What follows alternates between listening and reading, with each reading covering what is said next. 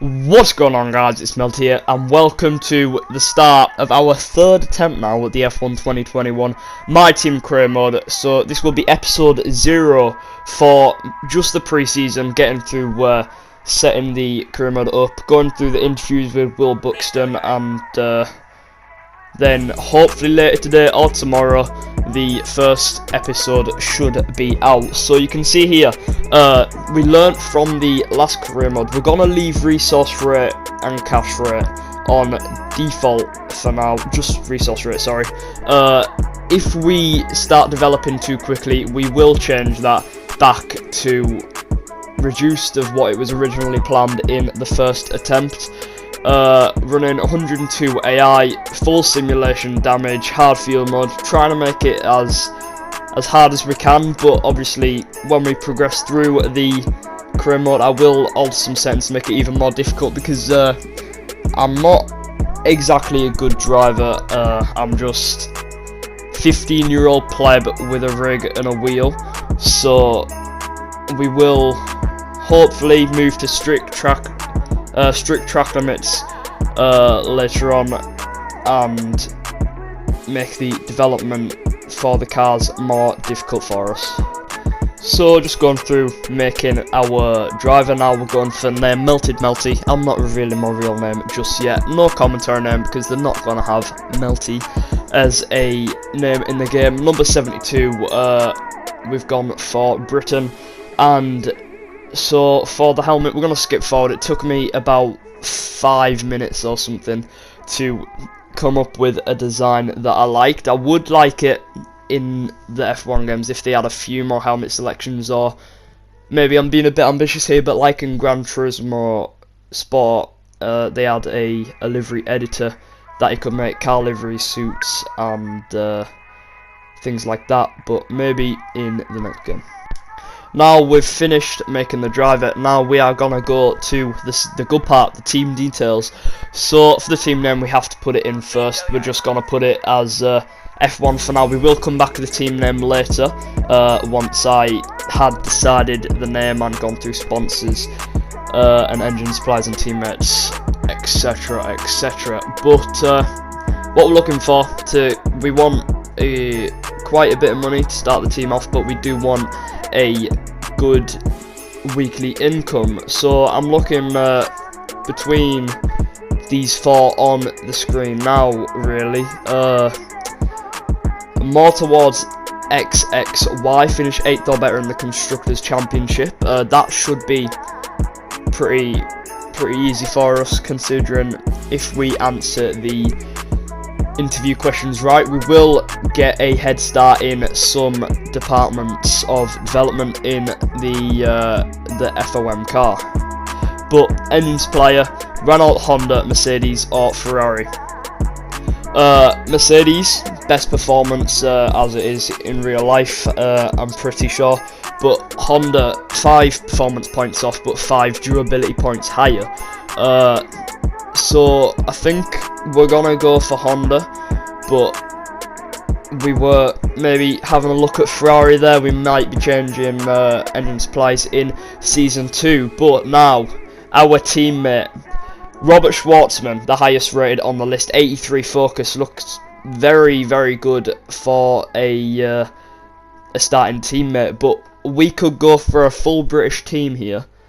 And I think that's what we are going to do. So we are going to go for Jack Aitken, 3 points higher, but I feel like there is a lot of potential in him. Now we've gone through all of that, we're going to have to come back to the team name at the end because we can't edit it right now, but we are going to go and develop our livery for season 1 of the career mode. I think we're gonna go for the same as it was at the start of the last career mode, but spoiler alert, after recording I did unlock a new livery in the podium pass, so we will be most likely changing to that, as it's I feel like it's a lot nicer than the one that we're going to choose here, which is this one, the one that we get as standard for owning F1 2020 So free livery for everyone who transfers onto 2021, and we're gonna go for a quote off Michael Schumacher on the Halo. That's all we can do with it. For now, we need to change sponsor colours and add a few more decals onto it in the customization section of the headquarters though. Logo here, same as last time again. We're gonna go for one. It kind of looks like an M. Almost looks a little bit like our new logo that Kevman designed for me. So big props to him. I'm gonna rotate it a bit so it's flat, and the team colours, we're gonna go for a deep black with white as a secondary colour. We would have gone for white, but then we would have clashed with Haas on the map and things like that, so we don't really want to be clashing with teams, so we know exactly where our drivers are on track. But thankfully there is a suit and gloves that match the car livery, so we're going to go through this, match them together. Hopefully the helmet doesn't look too bad in the car. I can't imagine it will, but now we are going to go and decide the team name, and it is going to be gone for Logitech F1 team, the same as last career mode. So anyway, let's get into an interview now with Will Buxton.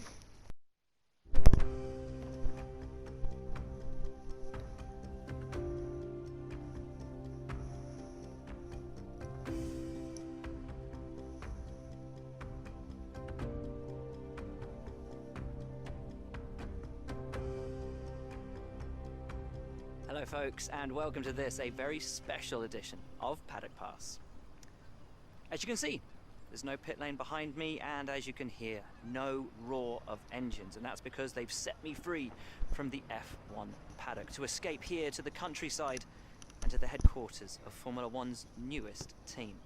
Now, it's not every day we get to pull back the curtain and look behind the scenes at an F1 team. Rarer still that we get to talk not only to the team owner, but also the team's lead driver. But what makes this place extra special is that the owner and lead driver are one and the same person. Now, it's been an interesting 12 months, and we all know a number of the regulation changes which were due to come into effect this year have been delayed until next. Some, though, are still seeing the light of day, amongst them the all-important budget cap, which gives some of the smaller teams a little further down the order, potentially, the opportunity to compete with the bigger teams. Good for them, but great for us as viewers. But what does our new team owner think about these new rules? Do they see them as a challenge, a hurdle that needs to be overcome? Perhaps they see them as an opportunity to disrupt the status quo, a chance to come out swinging and to carve their name into Formula One history. Well, I had the opportunity to ask them these very questions just earlier today, and here's what they had to say.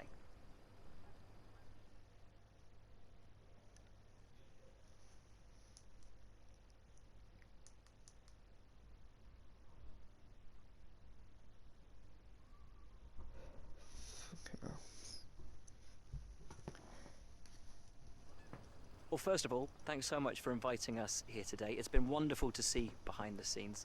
As you might expect, I've got about 1 million questions, so let's jump straight in. It's been a long time since we last saw a team owner take their own car onto the track, and the sport's changed enormously in the intervening years.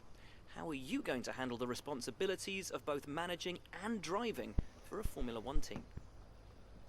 Well, so it's not purely about me managing the team. We do have the whole team behind us, so we're gonna put, this isn't about me, this is about my team, and I'm behind them 100%. Together we're unstoppable. Let's talk about your teammate. Now, it's clear they're excited to have signed with you, but tell me, what is it that you think they bring to the team? Well, to be honest, I see potential in Jack Aitken, and for the first season we could get an all-British lineup with some fairly decent numbers for an F2 driver, so we take them. So I think it was finding the right fit for our team. So you've obviously been putting a lot of work into the car. I know it's early days, but how do you expect it to feel out there? Well, so this is the first question that gives you an upgrade. Trying to work out which is the error one. I would imagine it's this one. So we're gonna go for that and hopefully gain some head start with error upgrades. That was Most of powertrain. the other teams can boast years of experience in Formula One. Where do you see the opportunities to make those vital performance gains you need to put you within reach of the other cars? So the FOM car, very draggy. So once again we are gonna try and choose error. This fairly certain that this one is just so we can reduce some drag down the straights. Really. Ultimately, your success this season is going to come down to whether you can take positions from the other drivers. What is it about your car that's going to give you that edge in those battles? I think now is the time to go for a chassis upgrade so we can have a bit more nimbleness and maneuverability in the car.